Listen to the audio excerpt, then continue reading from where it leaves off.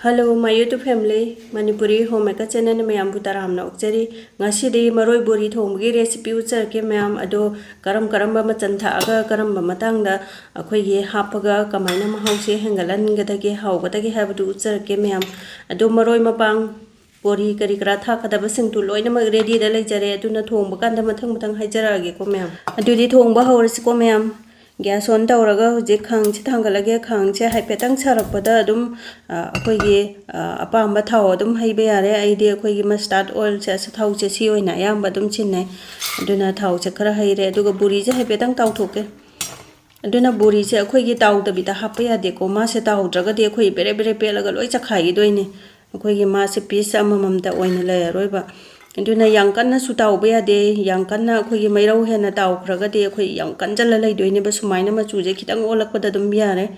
dudagi di badam do mu taw thoge ko myam duga badam chi chu akhoi gi ka hena taw bi da ba akhoi gi chap chana dum sumaina ma gi ma chu khitang olak pa che sida dum yare dum mulla dam ne sumaina dugi maya khitang chu karak pa ne ba akhoi gi mulak pa gi timing do duduna huje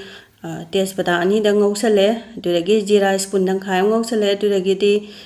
telau se khra ngausale ga ko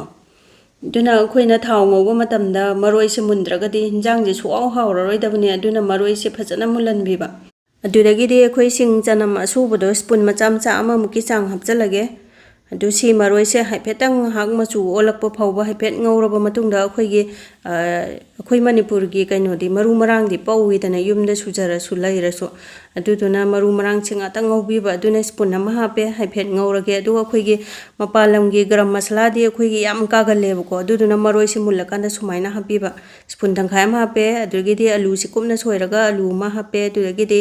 moro atek pado khara ma hape akhoi gi yamna saba pamaga di adum yamna adum hape yai ko ai tarem paung tang mayai da khaido hape adudagi di nakupi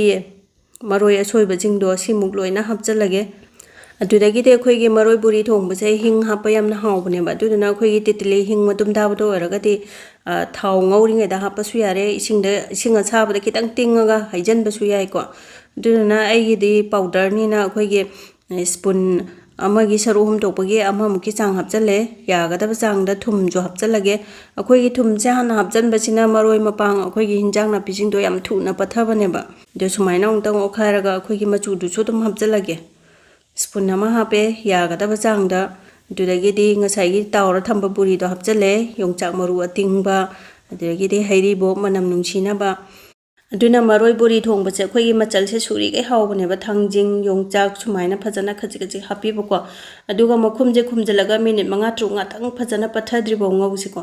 marak ta suka dana ba haiphet opi ba makhum maga su do sumaina yam phajana mulle kanda mahi do hapche ba aduna mahi asaba je khitang hapke ado yaraga di akhoi gi jeng chambagi chingi do adu hapana pai ko aduna bambo na usop daga thongi jinghi do loi thaine ba hapine ba akhoi gi maroi thongba che do thangjing do khitang hapchalage aduga mahi du su yam hapoi doini ko akhoi gi maroi thongba chiti mahi du langna de dana aduna makhum jalaga minute mari manga ma sumaina thonge mahi su haiphet kang jalae aduna thangdara kanda dum yarani nangjala ne ba aduna loi chalage huje duna manam nungsina ba akhoi gi garam masala do khitang chai chalage dudagi di ngasai tawraga thambale ba hawai do adu ju hapchalage sumaina loi chalakpagi timing chida aduga phadigom khitang ama garnish tawchalage phadigom hapachi hinjang yamna hawale ko mayam do mayam su ai gi khuthong che amuktang try tawbiraga hawi hawte haibadu yengbiyo aduga karigumba ai gi khuthong sidagi hena hawna khuthong ama khangbi ba lairaga su comment da dum pipiro ai gi khuthong che hena hawba maong da dum semdok sage mayam ado ai gi nungsiraba viewers singna ai gi video se khitang kanaba nungai ba phawbiraga di like amamam tang nambiramo dudagi di subscribe tawbidriba singna subscribe tawsanbiramo dudagi di anaw ba video su lakna ba akhoi gi bell icon do on tawbiu ko natraga di la oeba ngasi gi di baba